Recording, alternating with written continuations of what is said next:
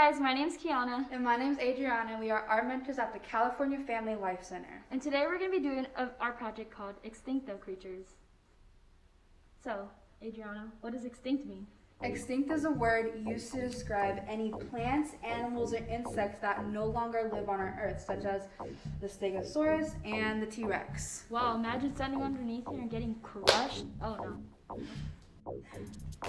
So, for today's project, you'll be needing some paintbrushes or a straw and any type of paper. It can be recycled paper or newspaper, anything, it doesn't have to. And you can also use an old toothbrush, not the ones that you brush your teeth with. Watercolors. You can ask your mom, your dad, anybody if they have any tea or coffee that's left over, because it's a really nice substitute for any sort of colors that you don't have. You also need markers and, like Kiana said, any sort of paper that you can find. Okay, so let's get started. First, I'm going to show you how to use paintbrushes. So, what you want to do is first dip it in the water. Then you're going to scrub your paint. And then what you're going to do is you can either just splash it like that, or you can bang them together like drumsticks and make some music as you're drawing. So, and then you just can use any kind of colors. There's no rules to it. Now Adriana's going to show you how to use a toothbrush. So you're going to take a toothbrush, and just like Kiana did, you're going to dip it into the water that you have. You're going to pick any color that you want. So I want to pick this really pretty light blue color, and you're going to scrub it into the pan. Now you can fling it like Kiana was doing, but you can also do this really cool thing where you take your thumb and you pull back all the bristles, and you continuously do that, and it makes this really cool splattering effect. And you basically do that until you're content with what you have on your paper. And now I'm going to show you guys how to use the straw. So Adriana, can you please step back? Thank you. Okay, so now all you have to do is just get a big lump on your paper, and then you get your straw, and you put it to your mouth, and you just blow like this. And it creates this really cool effect. See? And now Adriana can step back in. Remember guys, stay safe. And so, now we're gonna set these aside to dry. And what you want to, you're gonna wanna wait until they're set aside and dried, and then you're gonna have something that looks like this. So now that it's all dry, you kind of see it kind of looks like a creature, right? Doesn't it look like? Yeah, it looks like a creature. And now you're just gonna get any type of markers. It doesn't have to be black, it can be any color. Like Kiana's using a black one, but I want to use this really purple pink one. And now all you have to do is just outline. And Adriana, why do you think we have to outline? So the point of the project is to make your own type of creature. So basically you just go in and you outline, and you have to start thinking about what kind of creature is yours going to look like. It can have multiple eyes, multiple legs, and you basically create something new that nobody's ever seen before. Yeah. So, like in this example, I'm going to have 1, 2, 3, 4, 5, 6, 7, 8, 9, 10 legs. How many legs are you going to have, Adriana? I'm going to have like 6 of them.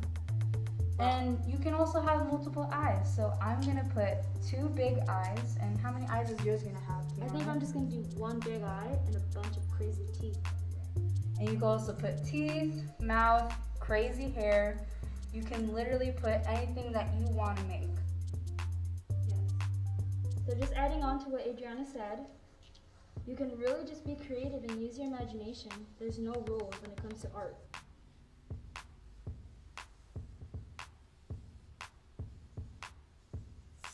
So, now that I have mine all outlined, I'm just going to go in with Sharpie and just give it a really big crazy eye.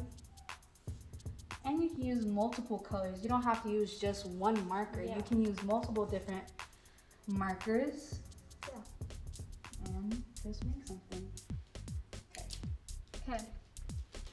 So, now that you have it generally done, you can create a name or a backstory to what your creature looks like, why it went extinct, and who would kind of, try and follow him around and stuff like that. So for mine, I think it looks kind of like an octopus. Kiana looks more like an octopus than mine, but see, it has 2 big eyes, a long mouth, and multiple legs. So does mine. Mine has a lot of legs and 1 big eye, so.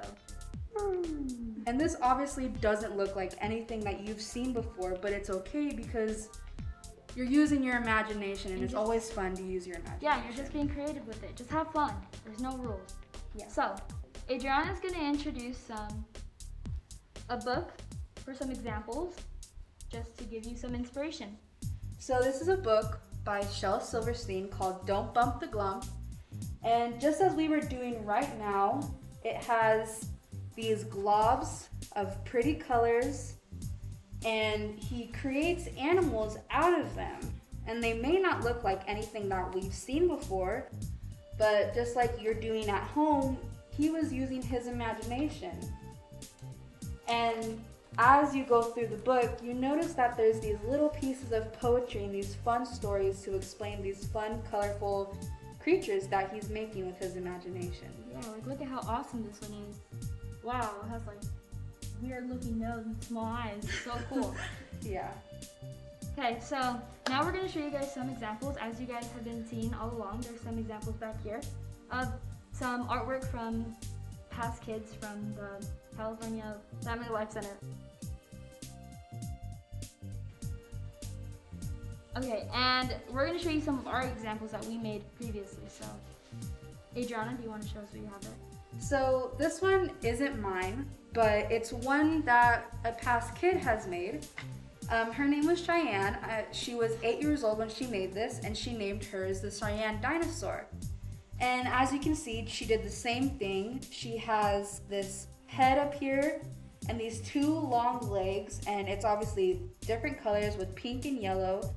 And she was using her imagination and whatever colors she wanted to use, and she made her own creature. Yeah, and as you can see, this person got really creative by using an old book cover. And look, this was the before, and now this was the after with all the outlining and everything going on. So I think that was really cool.